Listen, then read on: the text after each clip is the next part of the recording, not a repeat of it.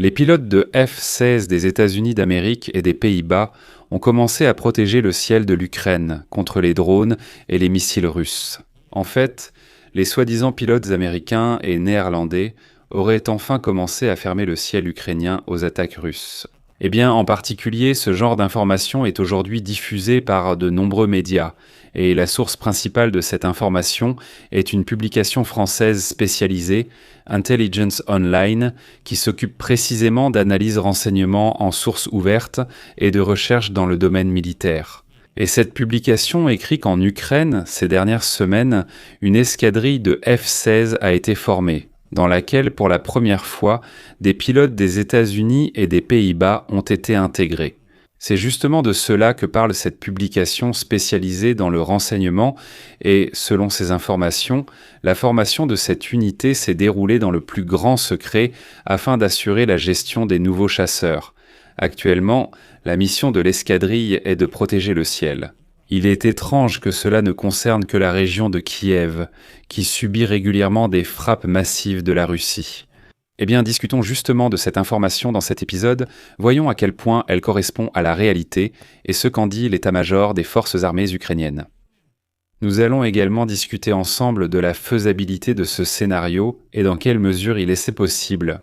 Je m'appelle Alexei Petchi, discutons ensemble de ce sujet, mais avant de commencer, je vous demande de vous abonner à cette chaîne, de mettre un like, d'écrire n'importe quel commentaire sous cet épisode et surtout de vous abonner à ma chaîne Telegram Petchi News. Le lien se trouve dans la description de cette vidéo. Nous y publions des actualités en temps réel dès qu'elles arrivent. Ainsi, l'édition française Intelligence Online, spécialisée dans le travail avec les renseignements, écrit qu'en Ukraine, ces dernières semaines, une escadrille secrète de F-16 a été formée, dans laquelle, pour la première fois, des pilotes des États-Unis et des Pays-Bas ont été intégrés.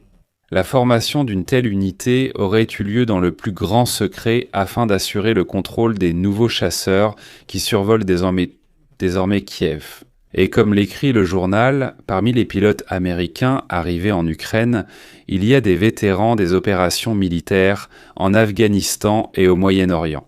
Du côté des Pays-Bas, des pilotes ayant suivi une formation dans des écoles d'aviation européennes d'élite, spécialisées dans les méthodes tactiques modernes de combat aérien et les opérations aériennes de haute technologie, ont été recrutés. Comme le précise Intelligence Online, les pilotes étrangers ont signé avec les forces armées des contrats temporaires prévoyant une rotation tous les 6 mois et la possibilité de prolongation. Dans le même temps, ils ne possèdent pas de grades militaires officiels dans les forces armées ukrainiennes et ne figurant pas sur les listes publiques, mais ils pilotent néanmoins des F-16 et abattent des drones et des missiles russes.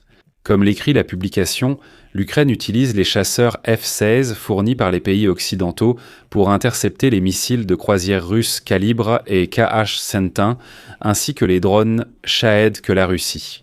Contrairement aux pilotes ukrainiens, les aviateurs occidentaux savent utiliser des équipements de haute technologie, en particulier les pods de ciblage et de reconnaissance sniper. Ce système permet de voir les cibles à grande distance, de suivre les missiles et les drones dans l'obscurité ou à travers les nuages. Je tiens tout de suite à préciser qu'il est étrange d'entendre dire que les pilotes ukrainiens ne sauraient pas utiliser ce type d'armement, alors que tous les pilotes ukrainiens qui volent sur F-16 ont suivi une formation en Occident, y compris aux États-Unis d'Amérique.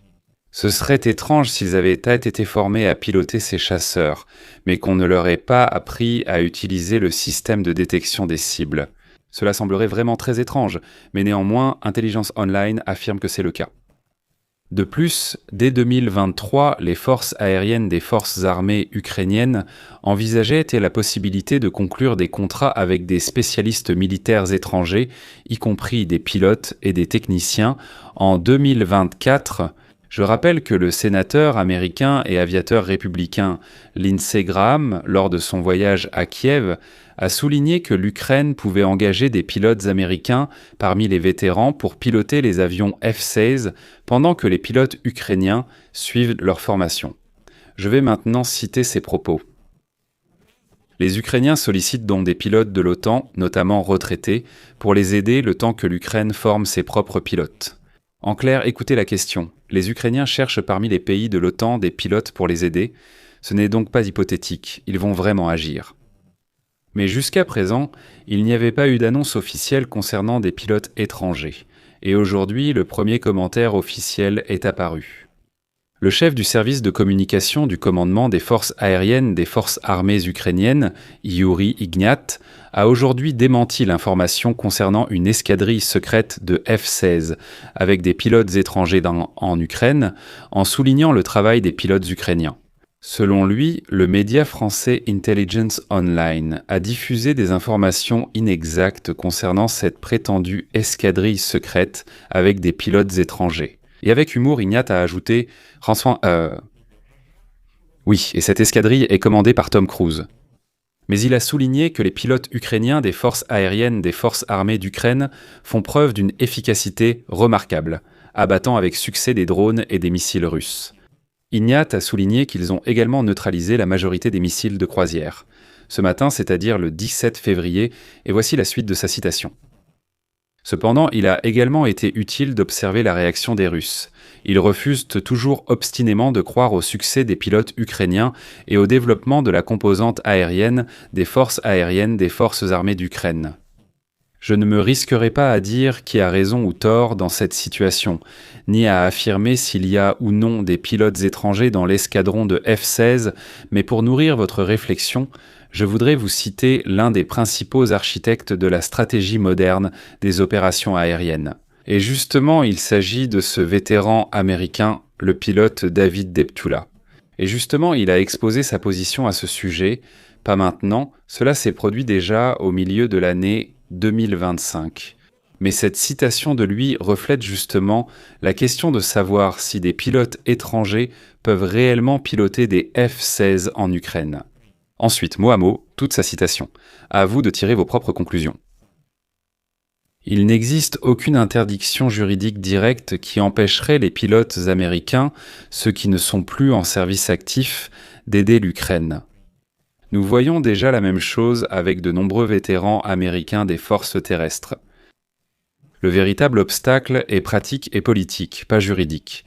Piloter un F-16 en conditions de combat, ce n'est pas simplement prendre place dans le cockpit.